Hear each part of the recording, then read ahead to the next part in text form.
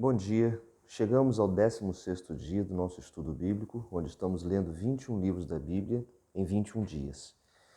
Confesso a você que está sendo para mim desafiador e maravilhoso esse estudo, espero que esteja abençoando a sua vida também.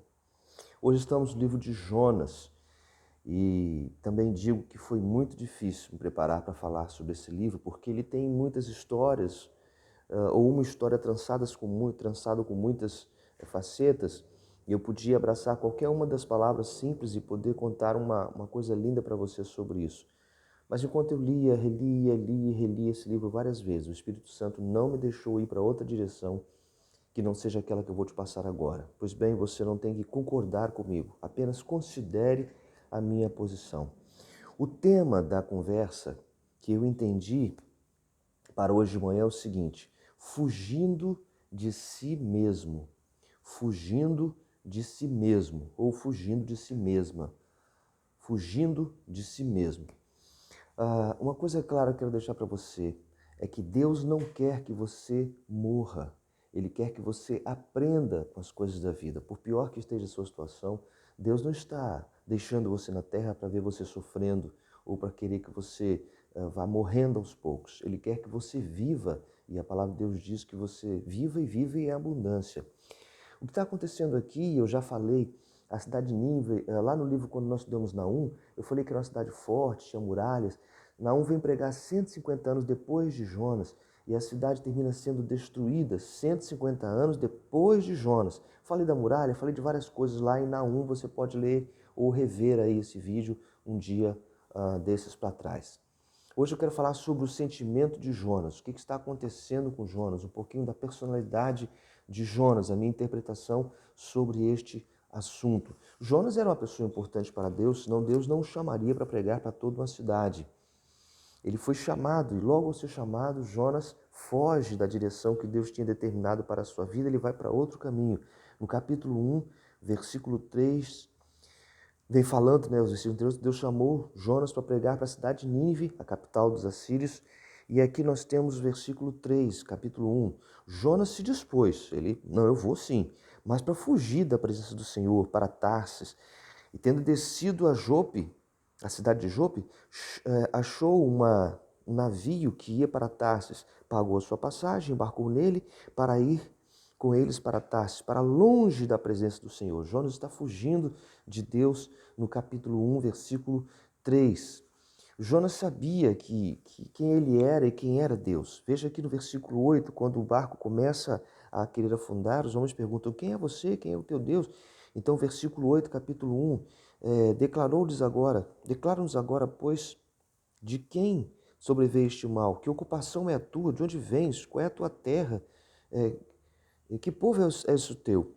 E Jonas responde assim: eu sou hebreu e temo o Senhor, com letra maiúscula, o Deus que fez os céus e a terra.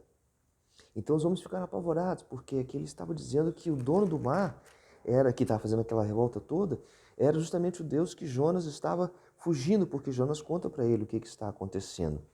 Mas eu quero perguntar a você uma coisa: por que Jonas estava fugindo de verdade?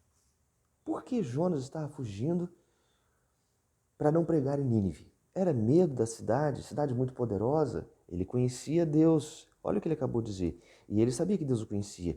No capítulo 4, versículo 1 até o versículo 3, você encontra essa resposta. Por que Jonas estava fugindo? Depois que Deus salva a cidade que seria condenada, Jonas se mostra de uma forma muito desagradável. Com isso, desgostou Jonas extremamente, ficou irado, porque Deus salvou a cidade em vez de matá-la. E orou ao Senhor e disse: Senhor, não foi por isso que eu disse lá na minha terra. Por isso me adiantei para fugir para Tarsis, pois sabia que és um Deus clemente e misericordioso, e tardio em irar-se, grande benignidade, e que arrependes do mal. Versículo 3. Peço-te, pois, preste muita atenção, ó Senhor, tira a minha vida, porque melhor me é morrer do que viver. Jonas está numa situação tão confusa que ele diz: eu fugi porque eu sabia que o Senhor não ia cumprir a minha palavra. O Senhor mandou dizer que ia destruir a cidade, mas não ia destruir a cidade. ele está mergulhado, no meu ponto de vista, numa angústia muito profunda que eu posso chamar inclusive de uma depressão. Jonas estava numa tristeza tão grande que ele pede para morrer. E essa depressão de Jonas, a maneira dele se expressar, me apresenta isso no capítulo 2, por exemplo, versículo 4 e 6, quando ele está no ventre do grande peixe, diz assim: então disse Jonas, lançado estou diante dos teus olhos, tornarei porventura a ver o teu santo templo, as águas me cercam até a minha alma. Ele fala de alma, de abismo, o abismo me rodeou, as algas se enrolaram na minha cabeça, desci até os profundos dos montes, desci até a terra, cujos ferrolhos fecharam sobre mim para sempre. Já conversou com uma pessoa deprimida?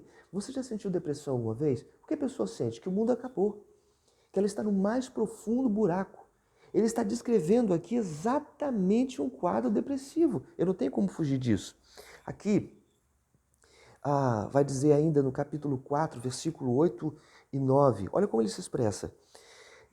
Em nascendo o sol, depois de uma planta que Deus fez crescer para cobri-lo com sombra, você conhece a história, Deus mandou o vento do oriental, calmoso do oriental. O sol bateu na cabeça de Jonas de maneira que ele desfalecia, pelo que ele pediu a morte, dizendo, olha o que ele fala para Deus a segunda vez aqui, melhor me é morrer do que viver. E Deus pergunta para ele, por acaso é razoável a tua ira por causa dessa planta que morreu aí? E respondeu ele, é razoável a minha ira até a morte. Jonas fala de morte o tempo inteiro, outro quadro de depressão. Jonas era um homem, no meu ponto de vista, avaliando essa história e pelo que eu entendi, com depressão. Um homem que estava vendo na morte a solução para suas angústias, para suas tristezas, suas amarguras.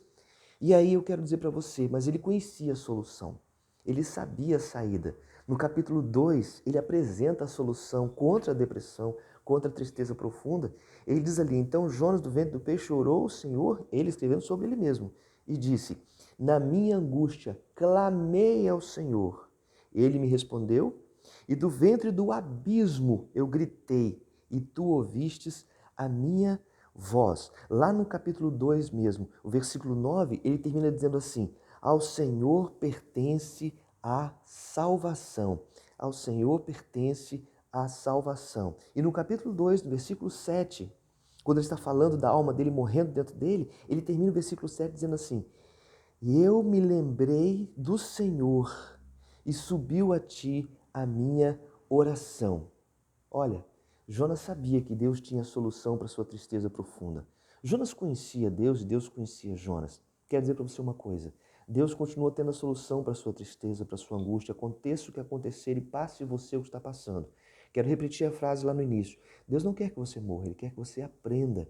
Não é porque Deus estou passando por isso, é para que eu estou passando por isso. Qual é a lição que o Senhor tem para mim hoje? Por que minha vida, ou para que minha vida tem sentido agora para o Senhor? O que o Senhor quer de mim? Converse com Deus. Peça a Deus para te livrar de toda tristeza, toda angústia, toda depressão, todo medo que vem sobre você.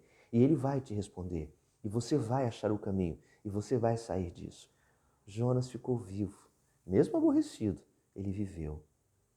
Senhor, nosso Deus, nosso Pai, em nome de Jesus, abençoa essa pessoa que está me ouvindo, que tem suas depressões, tristezas, angústias profundas com a alma, como se estivesse no mais profundo abismo. Liberte em nome de Jesus.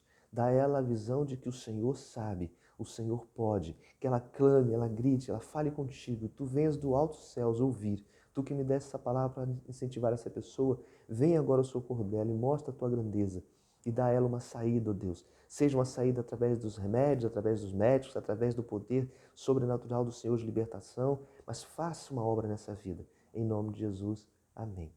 Que Deus te abençoe de hoje para sempre.